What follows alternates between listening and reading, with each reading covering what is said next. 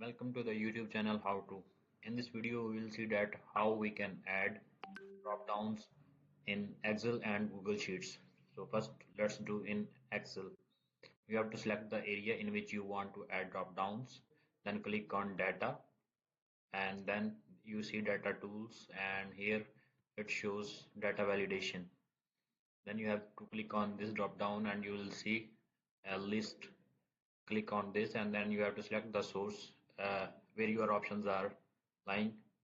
Okay, I will go here in another sheet and select this drop downs options. Click OK. Now my drop downs are added, you can see, and select any drop downs. Okay, let's do this in uh, Excel sheet now. Same procedure, you have to select the data, the range in which you want to add drop down, and then click on insert and then drop downs.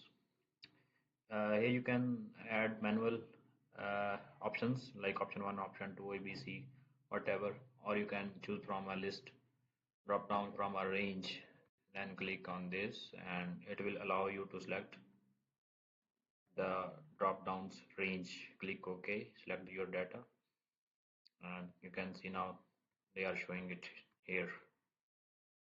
Okay, this is all for today. Please subscribe my channel for more videos like this.